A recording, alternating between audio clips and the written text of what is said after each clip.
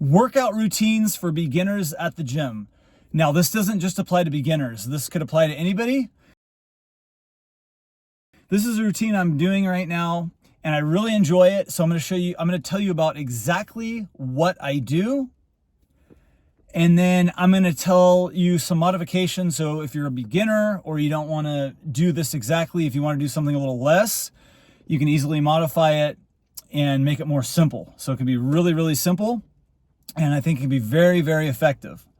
So for a long time, I was just doing calisthenics in my garage and calisthenics at the park. I was keeping it really simple with just calisthenic workouts.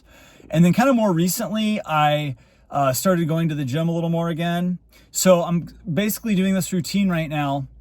It's 2 or 3 days a week of strength training. Okay, so if you do it more than 3 days a week, you're not gonna have enough recovery time. If you're doing it less than 2 days, it would only be 1 day. It's just not gonna be effective because you're not gonna be working your muscles enough. So I recommend doing this 2 or 3 times a week. And obviously not 2 days in a row or 3 days in a row. So you could do like a Monday, Wednesday, Friday. You could do Wednesday and Saturday, whatever, 2 to 3 days a week, spaced apart. Now, I also 2 days a week, I recommend doing cardio, good for heart health. So I'm running 2 days a week as well. But as far as strength training, just 2 to 3 days a week of strength training is what I recommend, especially for this plan right here. And it's a full body workout. And what it is I'm doing about 15 different movements, but only one set of each movement.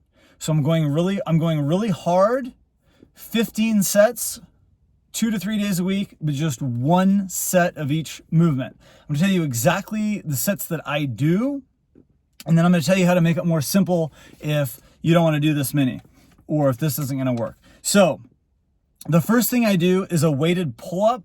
So, and I'm starting to track all this too, so I can keep track of how many reps I'm doing and how much weight I'm using.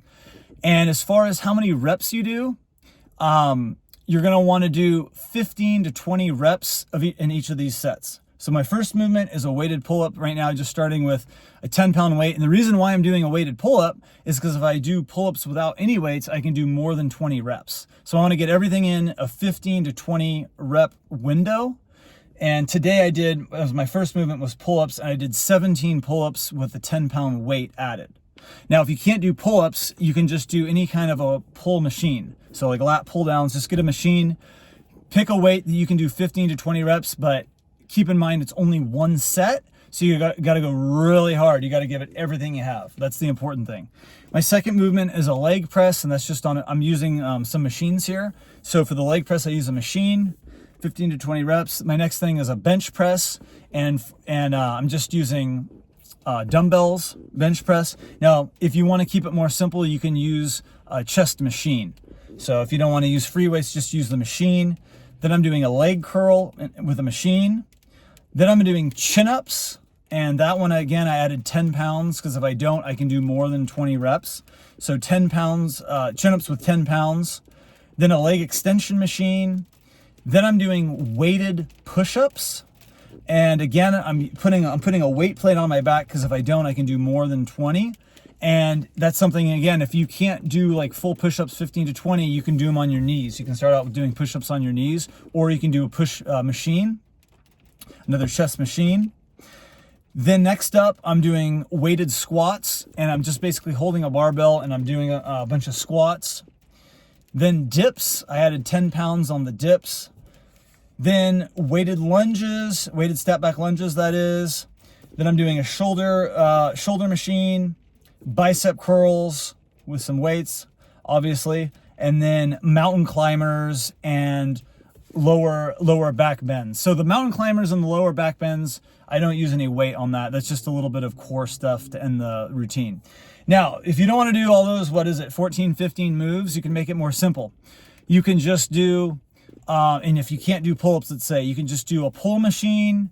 You could do a leg press, and you could do a push machine, and maybe work through two rounds, but you could do a different machine, a slightly different movement. it would be like 6 sets, and you could just do that 2 to 3 times a week if you're starting out or if you don't want to spend very much time in the gym. This actually doesn't take me too much time. I do take a decent break in between sets, but not like I'm not there for hours. You know, I'm in and out within an hour to do all this. So just wanted to cover all that. Now, the second thing is important.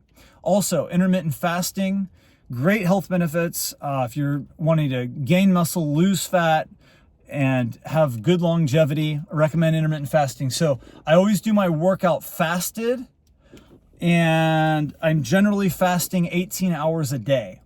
So I'll usually do my workout about 11 a.m., give or take. And I'll usually break my fast around 1 p.m., and then I'll stop eating by 7 p.m. Now, some days where I don't work out, I'll maybe do throw in a 24-hour fast, something longer. But generally on the days that I work out, I do get hungry once after I've eaten, so I'll usually break my fast around 1 p.m.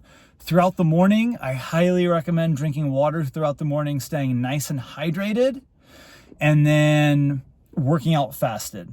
So I don't like working out once I've eaten.